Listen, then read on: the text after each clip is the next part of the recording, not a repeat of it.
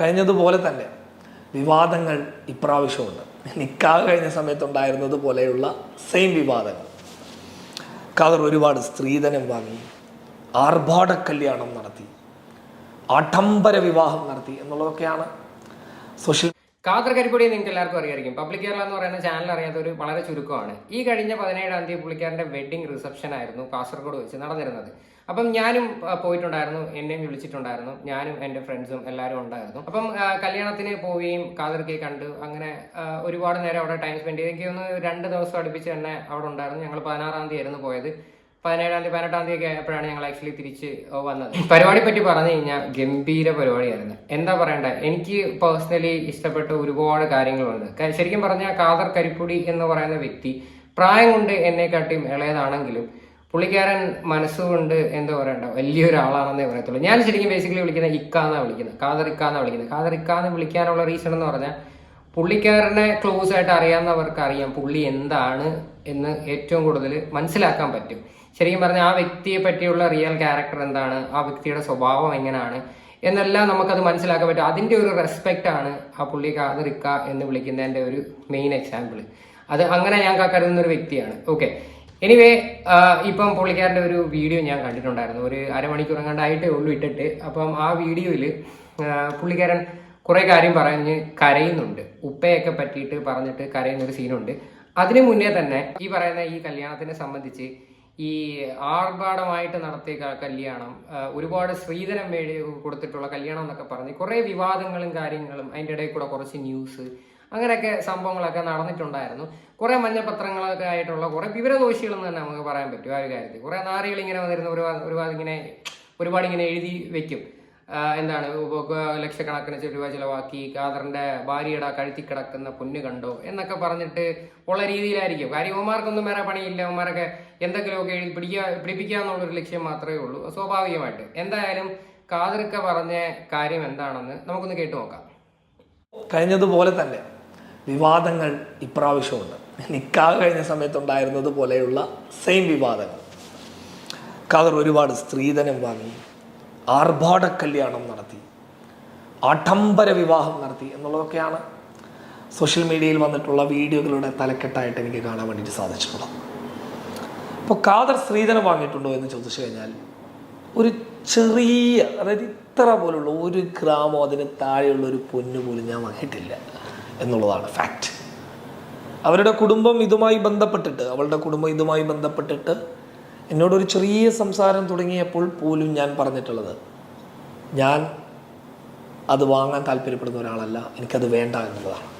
അപ്പോൾ സ്വാഭാവികമായിട്ടും വരുന്നൊരു ചോദ്യം എന്ന് പറയുന്നത്, അവളുടെ കഴുത്തിൽ കണ്ട സ്വർണം പിന്നെന്താണ് എന്ന് ചോദിച്ചു കഴിഞ്ഞാൽ കുറച്ച് ഞാൻ കൊടുത്തതുണ്ട്, പിന്നെ അവളുടെ ഉപ്പ കൊടുത്തതുണ്ട്. അപ്പോൾ അതൊക്കെ അവരുടെ സ്വാതന്ത്ര്യമാണ്. ഞാൻ വേണ്ട എന്ന് തുറന്നു പറഞ്ഞിട്ടുണ്ട്. ഇതൊക്കെ അവരും കാണുന്നതല്ലേ, എല്ലാവരും കാണുന്നതാണ്, എല്ലാവരും കേൾക്കുന്ന ഒരു വീഡിയോ അല്ല. പരസ്യമായിട്ട് ഞാൻ ഒരു സംഭവം വേണ്ട എന്ന് പറഞ്ഞിട്ടുള്ള ഒരാളാണ്. അപ്പോൾ അവരത് തന്നു. വേണ്ട എന്ന് എൻ്റെ ഭാര്യയോട് ആവർത്തിച്ച് പറഞ്ഞിട്ടുണ്ട്, അവളോട് പറഞ്ഞിട്ടുണ്ട്, നിനക്ക് എന്തെങ്കിലും വേണമെന്നുണ്ടെങ്കിൽ ഞാനത് വാങ്ങിത്തരാം. പിന്നെ ഇതൊന്നും ഈ പറയപ്പെടുന്നത് പോലെ എനിക്ക് മറുപടി കൊടുക്കേണ്ടി വരുന്നതിൻ്റെ കാരണം ഞാൻ സ്ത്രീധനം വാങ്ങിയോ എന്ന് ചോദിക്കുമ്പോഴാണ്. എനിക്കത് വാങ്ങേണ്ട ആവശ്യമില്ല. അത് തന്നെ ക്ലിയർ കട്ടായിട്ടാണ് പുള്ളി പറഞ്ഞിട്ടുണ്ട്. പുള്ളിക്കാരൻ അത് വാങ്ങേണ്ട ആവശ്യമില്ല ശരിക്കും പറഞ്ഞാൽ. കാര്യം ഇപ്പൊ ആൾക്കാർ ഈ സ്ത്രീധനത്തെ പറ്റി പറയുമ്പോഴത്തേക്ക് വേടിക്കരുത്, കൊടുക്കരുത് അങ്ങനല്ല. ചിലപ്പം മകളെ കെട്ടിച്ചു വിടുമ്പോഴത്തേക്ക് വീട്ടുകാർക്ക് ഭയങ്കര ആഗ്രഹമായിരിക്കും എൻ്റെ മകൾക്ക്. കാര്യം സ്നേഹം കൊണ്ട് കൊടുക്കുന്നതാണ്. വീട്ടുകാർ എൻ്റെ മകൾക്ക് കൊടുക്കുന്നെന്നും പറഞ്ഞ് കൊടുക്കുന്നതായിരിക്കും പകുതിയും ഓർണമെന്റ്സ് ഇട്ടിരിക്കുന്നത്. അല്ലാതെ ഈ പറഞ്ഞതുപോലെ ഭയങ്കരമായിട്ടല്ല. ഈ ഒരു കേസിൽ വരുമ്പോൾ ഖാദർക്ക് അതിനകത്ത് വ്യക്തമായിട്ട് പറയുന്നുണ്ട് പുള്ളിക്കാരൻ തന്നെ കൊടുത്തൊരു കാര്യമാണ് അല്ലേ. പുള്ളിക്കാരൻ തന്നെ കൊടുത്തതും പിന്നെ അതിൻ്റെ ഉപ്പ കൊടുത്തതും ഒക്കെ ആയിട്ടുള്ള കാര്യമാണ് ഇതിനകത്ത്. പിന്നെ ഞാൻ ഈ പറഞ്ഞല്ലോ കാര്യം, ശരിക്കും പറഞ്ഞു കഴിഞ്ഞാൽ എന്തെങ്കിലും ഒരു കാര്യം, മേ ബി ഇപ്പോൾ എക്സാമ്പിൾ ഞാൻ പറയാം, ഇപ്പോൾ സെലിബ്രിറ്റി സ്റ്റാറ്റസ് ഉള്ള ഒരു വ്യക്തി തന്നെയാണ് ഖാദർ കരിപ്പൊടി എന്ന് പറയുന്ന വ്യക്തി. അപ്പം പുള്ളിയുടെ മാരേജ് ആവുമ്പോൾ തീർച്ചയായിട്ടും എന്തെങ്കിലുമൊക്കെ ഗോസിപ്സും കാര്യങ്ങളും ഒക്കെ തീർച്ചയായിട്ടും നമുക്ക് എക്സ്പെക്ട് ചെയ്യാം. കാര്യം ഞാൻ പറഞ്ഞല്ലോ, വിവരദോഷികളാണ് പകുതി എണ്ണം വന്നിരുന്ന് ഇങ്ങനെ ആവശ്യമില്ലാത്തത് എഴുതി പിടിപ്പിക്കുക എന്നുള്ള മെയിൻ ഒരു ഇന്റൻഷൻ ഇതിനകത്ത്. അത് അങ്ങനെ കണ്ടാൽ മതി. കാര്യം ഞാൻ അവിടെ പോയ സമയത്ത് എനിക്ക് ഒരുപാട് ഈ വ്യക്തിയെ പറ്റിയിട്ട് പറയാനാണ് ഒരുപാടുണ്ട്. കാര്യം എന്താ പറയണ്ടേ, എല്ലാവരെയും ഒരേ രീതിയിൽ ട്രീറ്റ് ചെയ്യുന്നു.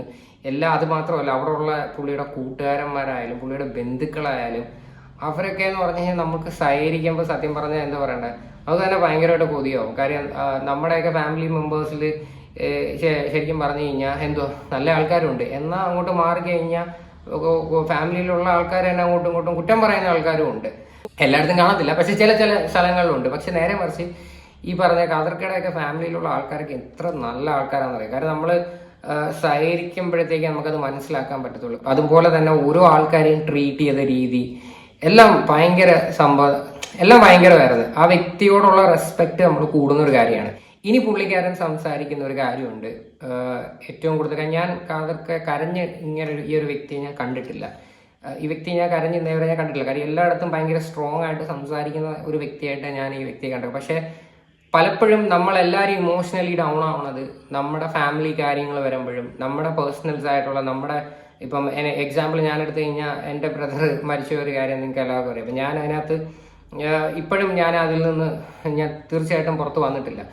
അപ്പം അതേപോലെ തന്നെ നമുക്ക് ഇമോഷണലി നമ്മൾ അറ്റാച്ച്ഡ് ആയിട്ടുള്ള ആൾക്കാർ നമ്മളെ വിട്ടു പോകുമ്പം തീർച്ചയായിട്ടും നമ്മൾ കരയുന്ന കുറേ സീനുകളുണ്ടാവും. അപ്പം കാതർക്ക പറഞ്ഞ എന്താണെന്ന് ഒന്ന് കേട്ടു നോക്കാം. ചെയ്തു എന്നുള്ളത് വലിയൊരു സത്യമാണ്. കാരണം അതിനെക്കുറിച്ച് എങ്ങനെയാണ് പറയേണ്ടതെന്ന് എനിക്കറിയുന്നില്ല. അത് വല്ലാത്തൊരു വേദനയായിരുന്നു. കാരണം ഞാനിങ്ങനെ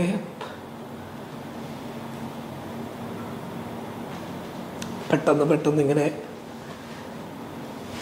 ഈ പ്രായമായിട്ടുള്ള ആൾക്കാരൊക്കെ വേദിയിലേക്ക് വരുന്ന സമയത്ത് എനിക്ക് ഒപ്പാനെ ഭയങ്കര മിസ്സാവുന്നുണ്ട്. അതെങ്ങനെ എനിക്ക് പറയേണ്ടതെന്ന് അറിയുന്നില്ല. കാരണം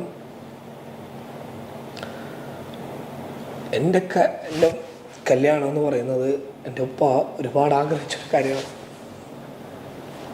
ഒരുപാട് എൻ്റെ ഉപ്പ സ്വപ്നം കണ്ടൊരു സംഭവമായിരുന്നു.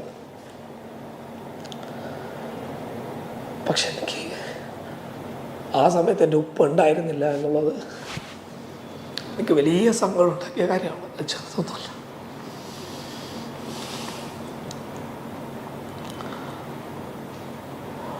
അതിനേക്കാളപ്പുറത്ത് എനിക്ക് വേറൊന്നും ഉണ്ടായിരുന്നില്ല. എൻ്റെ സുഹൃത്തുക്കളെ കുറിച്ച് പറയുകയാണെങ്കിൽ, എൻ്റെ തലേന്ന് എൻ്റെ വീട്ടിൽ എൻ്റെ വീട് ഞാൻ പുതിയ കുടിയാവുകയാണ്. എൻ്റെ വീട് കുടിയാവുന്നൊരു ദിവസമാണ്. അപ്പോൾ അവിടെ എനിക്ക് കുറച്ച് മണ്ണുകൾ, ഏകദേശം മണ്ണെന്ന് പറയുമ്പോൾ അങ്ങനെയൊന്നുമല്ല, വലിയ മണ്ണാണ്. അപ്പോൾ രാത്രി പണിക്കാരെ കിട്ടുന്നില്ല, രാവിലെയാണ് ഇൻ്റർലോക്കിൻ്റെ ആളുകളൊക്കെ വരാമെന്ന് പറഞ്ഞത്. അപ്പോൾ ഞാനിങ്ങനെ എൻ്റെ സുഹൃത്തുക്കളോട് ഇങ്ങനെ ഡിസ്കഷൻ ചെയ്ത സമയത്ത് അവർ നല്ല വസ്ത്രം അണിഞ്ഞിട്ടുണ്ടായിരുന്നു. ആ വസ്ത്രമൊക്കെ മാറ്റി വെച്ചുകൊണ്ട് എൻ്റെ കുറച്ച് സുഹൃത്തുക്കൾ എൻ്റെ വീടിന് മുന്നിൽ വന്നിട്ട് അവർ എന്താ പറയുന്നത്, ഒരു 6-7 മണിക്കൂർ മണ്ണ് എടുത്ത് അവരുടെയൊക്കെ സ്വന്തം വീട് എന്നതുപോലെ എന്നെ സ്നേഹിച്ചിട്ടുണ്ട്. കേട്ടോ. കാര്യം പുള്ളിയോട് സഹകരിക്കുന്നവരെന്താണെന്ന് അറിഞ്ഞു കഴിഞ്ഞാൽ ഇങ്ങനെ തന്നെയാണ്. കാര്യം ശരിക്കും പറഞ്ഞാൽ ഞാൻ ഭയങ്കരമായിട്ട് നമ്മൾ ഇങ്ങനെ ഒരു സിറ്റുവേഷനിൽ ഇത്രയും വിഷമിച്ച് കരയുന്ന ഒരു കാദർബായെ ഞാൻ നേരെ കണ്ടിട്ടില്ല. എനിവേ പുള്ളിയുടെ ഫാമിലി കാര്യങ്ങളായാലും, ഇപ്പോൾ എക്സാമ്പിൾ ഞാൻ പറഞ്ഞല്ലോ, ഇപ്പോൾ ഉപ്പയുടെ കാര്യം പറയുമ്പോഴത്തേക്ക് തീർച്ചയായിട്ടും ഇമോഷണലി ഡൗൺ ആവും. എനിവേ ഇപ്പം എനിക്ക് എൻ്റെ പോയൊരു എക്സ്പീരിയൻസ് വെച്ചിട്ടാണ് ഞാൻ ആ പുള്ളിക്കാരനെ പറ്റിയിട്ടായാലും എനിക്ക് അവിടെ കണ്ടതായാലും ഈ പറയുന്ന പോലെ പുള്ളിക്കാരൻ ട്രീറ്റ് ചെയ്ത കാര്യം, നമ്മളെല്ലാവരും ട്രീറ്റ് ചെയ്ത രീതി ആയാലും അതെല്ലാം ഒരിക്കലും നമുക്കതുകൊണ്ട് മറക്കാൻ പറ്റത്തില്ല. കാര്യം ആ വ്യക്തിയെ എത്രത്തോളം നമ്മൾ മനസ്സിലാക്കുമ്പോഴേ അറിയാൻ പറ്റത്തുള്ളൂ. എന്തെങ്കിലും ഒരു കോൺട്രവേഴ്സീസ് ഉണ്ടാവണം, അതിനുവേണ്ടി മാക്സിമം ശ്രമിക്കുന്ന കുറച്ച് ആൾക്കാരാണ്. അപ്പം എൻ്റെ ഒരു പേഴ്സണൽ ഒപ്പീനിയനാണ്. ഞാൻ പുള്ളിക്കാരനെ എന്താണ് എന്നുള്ളൊരു കാര്യം ഞാൻ പറഞ്ഞു. ശരിക്കും പറഞ്ഞാൽ എനിക്കിത് ചെയ്യേണ്ട ആവശ്യം പോലും ഇല്ല. കാര്യം പുള്ളിക്കാരനെ പേഴ്സണലി അറിയാവുന്നവർക്ക് അറിയാൻ പറ്റും, അല്ലാതെ വേറെ ഒന്നും അല്ല. എന്തായാലും ഇതിനെയൊക്കെ കുറിച്ചിട്ടുള്ള നിങ്ങളുടെയൊക്കെ അഭിപ്രായങ്ങൾ നിങ്ങൾ തീർച്ചയായിട്ടും കമൻറ്റ് ചെയ്യുക.